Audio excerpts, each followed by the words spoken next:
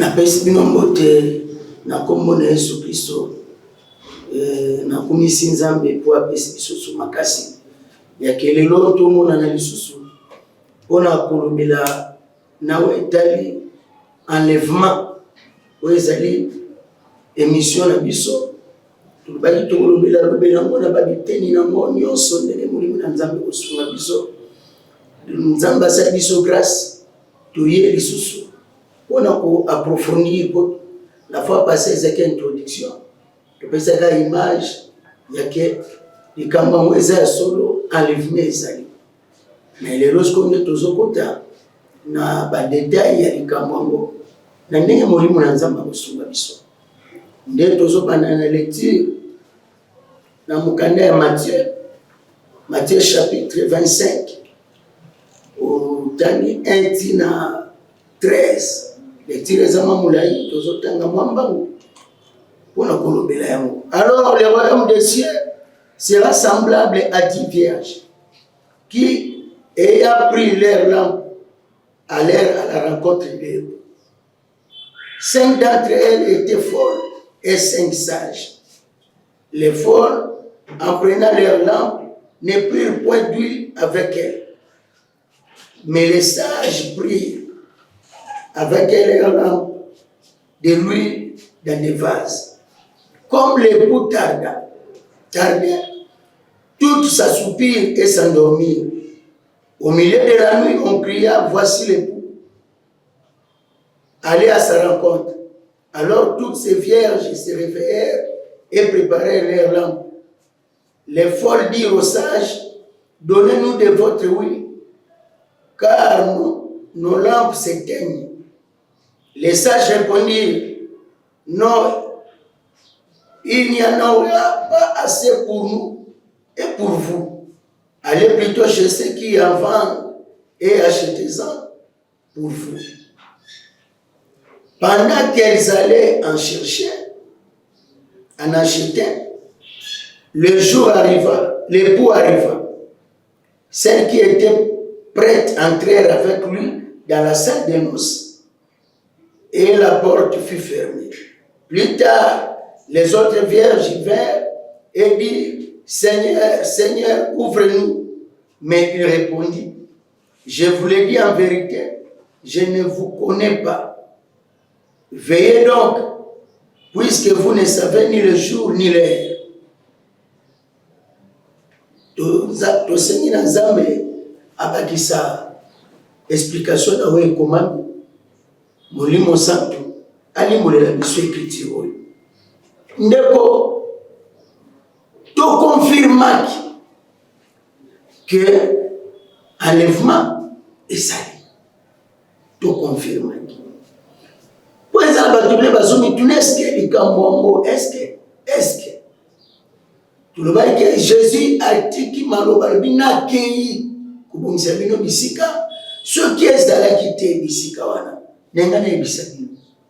C'est le Jésus mona va confirmer beti c'était que eza makambo za frère na kozonga na kozwa bino.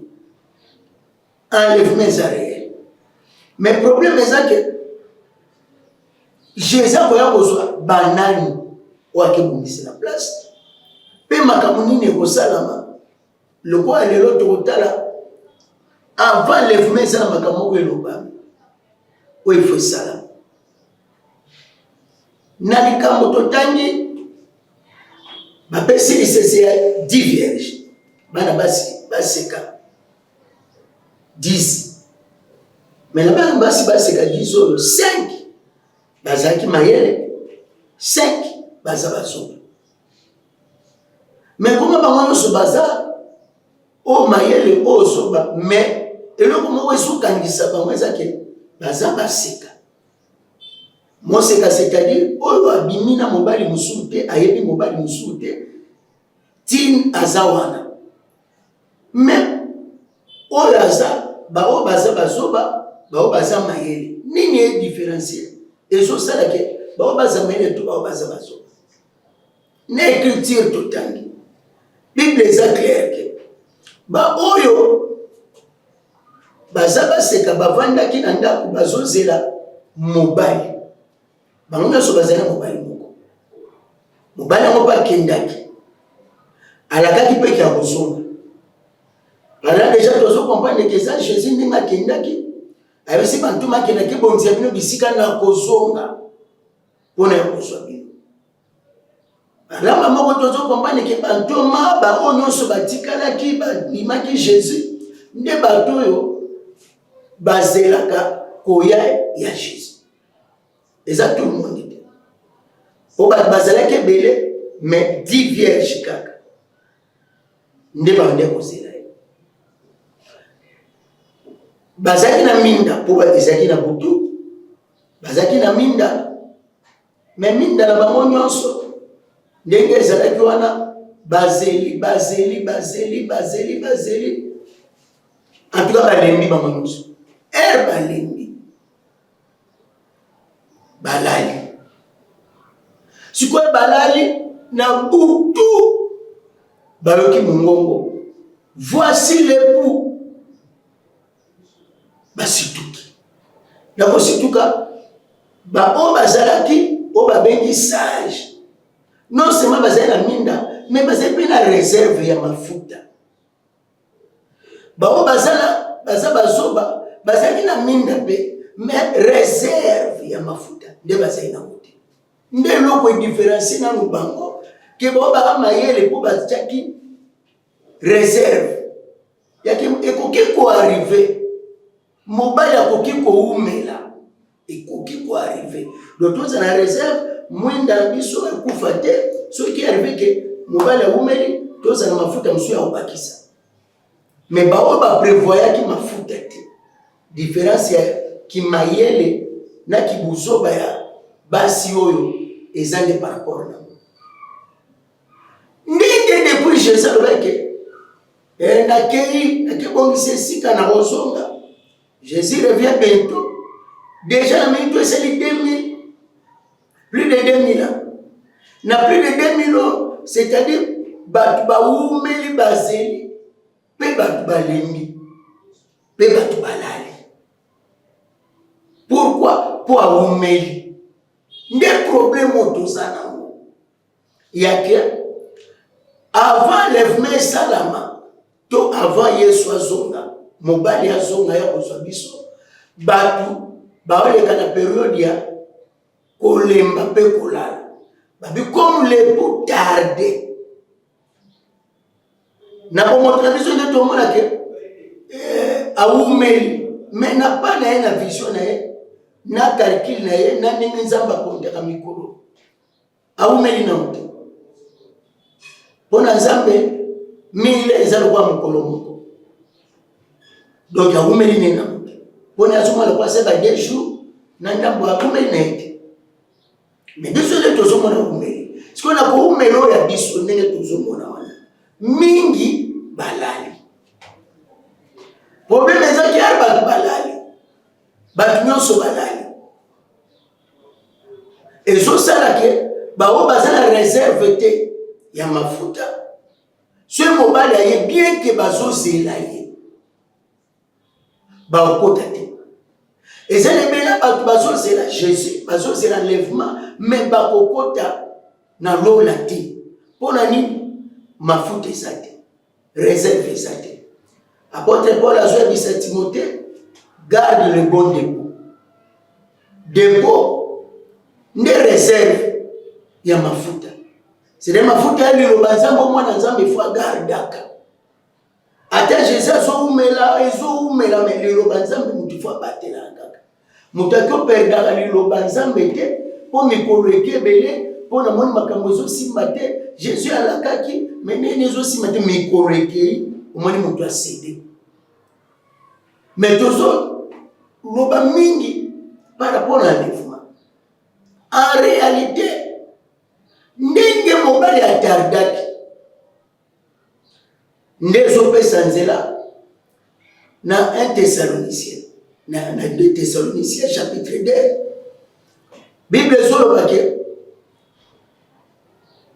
bokamwa te événement yake bamisusu bazoloba enlèvement si esalami enlèvement si ye enlèvement de mesami wana apôtre Paul a expliqué na 2 Thessaloniciens. Totanga ngomwa mbango 2 Thessaloniciens chapitre 2. Na bandika la première verset. Pour ce qui concerne l'avènement de notre Seigneur Jésus-Christ et notre réunion avec lui, nous vous prions, frères, de ne pas vous laisser facilement ébranler dans votre bon sens et de ne pas vous laisser troubler, soit par quelques inspirations, soit par quelques paroles ou par quelques lettres qu'on dirait venir de nous, comme si le jour du Seigneur était déjà là. Que personne ne vous séduise d'aucune manière, car il faut que l'apostasie soit arrivée auparavant et qu'on ait vu paraître l'homme du péché, le fils de la perdition, l'adversaire qui s'élève au-dessus de tout ce qu'on appelle Dieu ou de ce qu'on adore, jusqu'à s'asseoir dans le temple de Dieu. C'est proclamant lui-même Dieu. Ne vous souvenez-vous pas que je vous disais ces choses lorsque j'étais encore chez vous, et maintenant vous savez ce qui le retient, afin qu'il ne paraisse qu'en son temps. Car le mystère de l'iniquité agit déjà. Il faut seulement que celui qui le retient encore ait disparu. Awa, tout ça expliqué par quoi mibali. Pour liboso, enlèvement n'a le salamati. Avant l'enlèvement salamati, il faut n'am apostasier salama. Ce qui apostasier salami, na sima ya apostasie ndi enlèvement salama. Tozolo bela yango par rapport à l'église, ta l'église. Tozolo bela yango par rapport à ta Israël. Aux professions, et ça pense à ta ya Israël prophétiquement parlant. Il y a qui apostasie, il faut salama. Et puis, Zamba zonga na Israël, dans zela de témoins. Mais dans la bisope, apostasie, il faut salama. Oh, mobile ya zonga, aya kozwa biso toki. Na Bible tozana notion ya, oyo ezalaka, ndio ekozala. Oyo ekozala, ndio po ezali. C'est d'ailleurs quoi ce qui est. Makambo nyonso ekozala na tana biso église ezapi mais na ndenge na biso makambo nyonso ezalaka na tana biso pe ezali pe ekozala pe lisusu, c'est-à-dire apostasie ezalaka pe ekozala pe ezali. Avant Yesu azonga il faut na apostasie ça. Or qu'apostasie to sala mananzela ya mutu o babeni antichrist. Apostasie so sala mananzela ya mutu babeni antichrist, c'est-à-dire la bête qui monte de la mer, les lois azali, les lois ont travaillé, l'obi pas azalaki, l'obi kuna pas kozala, mais tozol bela tana biso. Tana biso poto kenemba Jean a expliqué. Jean chapitre 1 verset chapitre 2 verset 18. 1 Jean chapitre 2 verset 18 à 19 na otanga mbangu. Petits enfants, c'est la dernière heure. Et comme vous avez appris qu'un antichrist vient, il y a maintenant plusieurs antichrists. Par là, nous connaissons que c'est la dernière ère. Ils sont sortis du milieu de nous, mais ils n'étaient pas des nôtres. Car s'ils étaient des nôtres, ils seraient demeurés avec nous. Mais cela est arrivé afin qu'il fût manifeste que tous ne sont pas des nôtres.